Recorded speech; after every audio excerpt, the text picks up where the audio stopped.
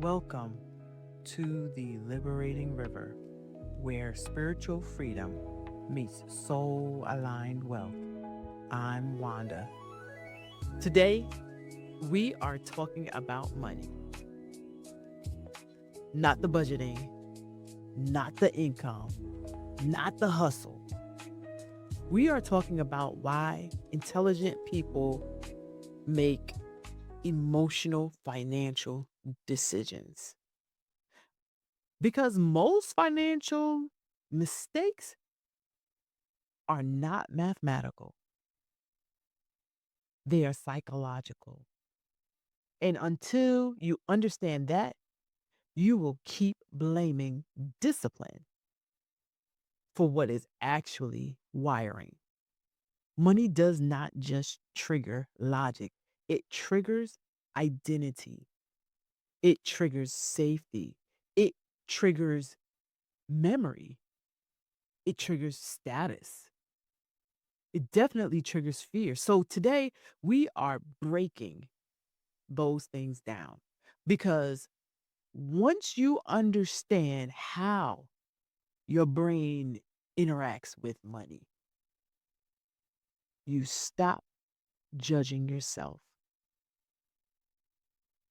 And what happens after that? Then you'll be able to start leading yourself. Did you know money activates the brain differently? Neuroscience research shows that financial loss activates the same brain regions associated with physical pain. Did you know that? Let's sit there for a second. Physical pain, which means when you lose money, your brain may interpret it as an injury, not metaphorically, neurologically. That changes how we understand financial behavior. Because when someone says, and I've heard it, I panicked and I pulled my money out, that may not be stupidity. You know what that actually is? That may be a threat response. And it really sounds like that. Research also shows that financial decisions often pass through emotional brain centers before logic fully evaluates the situation. So, what does that all mean? Reaction often happens before reasoning can catch up. That's basically what it said.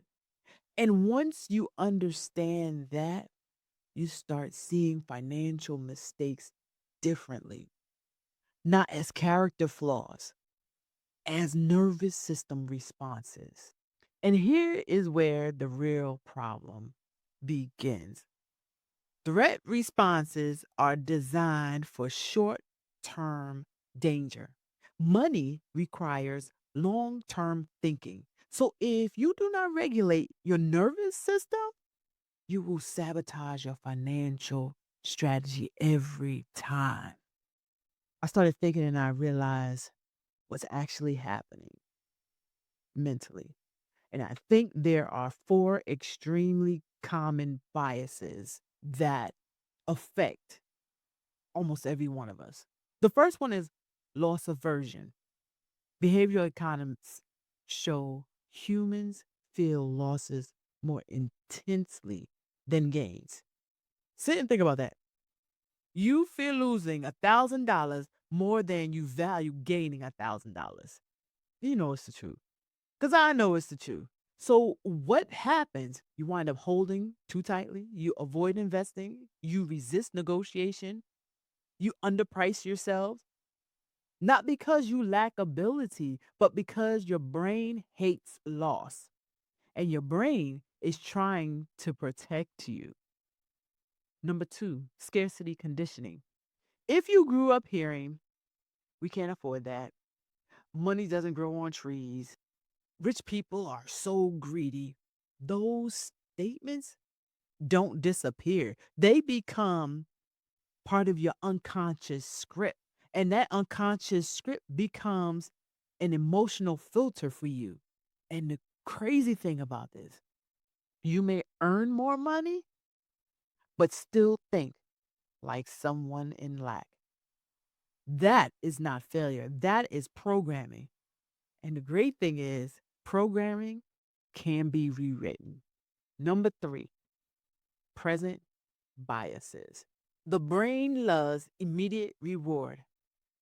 That's why impulsive spending feels satisfying. Those dopamine spikes, ooh, it feels amazing. Unfortunately, long-term investing, that's quiet. Um, it's slow, it's unexciting.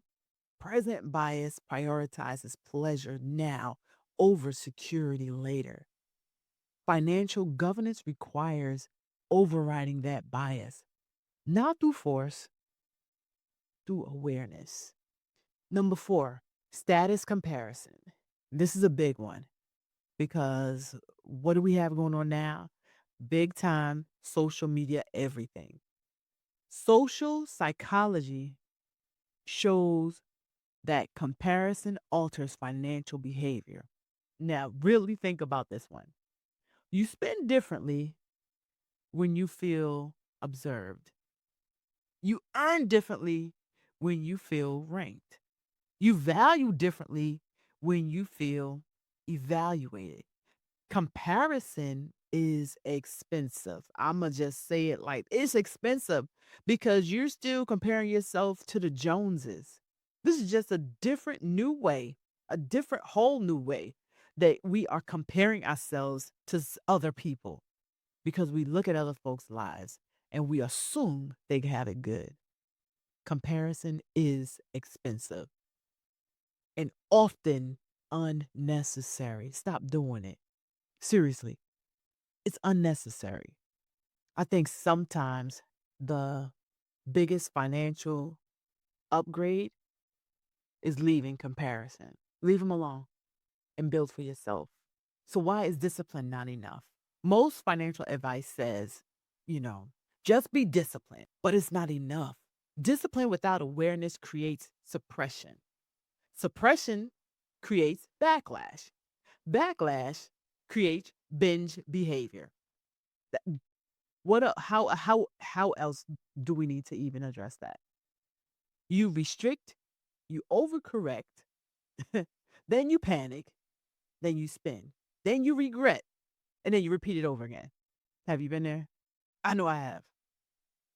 That cycle is psychological. It is definitely not mathematical. You do not fix that with a spreadsheet or spreadsheets. You fix that with awareness because awareness creates interruption, and interruption creates choice. And that gives you your power back. So let's bring this back to empowerment, right? Financial maturity requires nervous system regulation, emotional literacy, bias awareness, long term thinking. You need all of that before any major financial decision. And I'm going to even say this before you make any financial decision, say, am I calm? Am I reacting to loss? Am I trying to prove something? Am I avoiding something? Would I make this decision if nobody was watching? Would I make this decision if I felt safe? Because when you stop and take a beat, it helps you have clarity. Clarity requires internal safety, and you will feel safer in yourself if you put these little speed bumps in your nervous system so that your nervous system can calm down. Safety is not found in numbers, it is built internally. Money is a tool. I'm going to keep saying that. Why? Because I just really learned that money is a tool. Money is, and it changed how I even approach money, look at money, deal with anything financial. Money is a tool, but tools in anxious hands, hear me, create instability. Tools in regulated hands create growth. That's why you need to work on your mind, your nervous system, everything, because you want to have regulated hands when you handle money so they can grow. Wealth is not about intensity, it is about governance. You do not need to shame your past money decisions. Please don't do that. That's not what I'm saying. You need to understand them because understanding removes the shame and clarity creates change. Not dramatic change, deliberate change. Smart people make emotional money decisions. We do it all the time. Not because we lack intelligence, but because we are human. We are human. But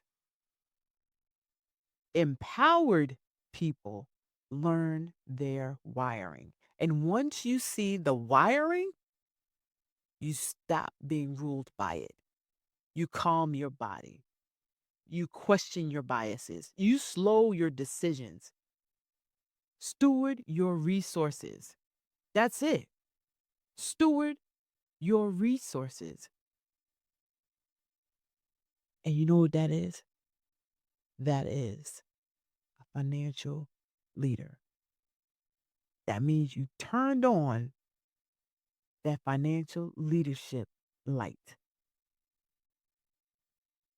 May your mind choose clarity over reaction. May your nervous system feel safe enough to be patient.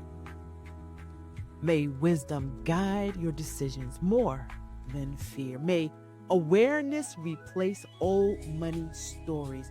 May you move from reaction into stewardship. May you remember you are not behind. You are becoming aware.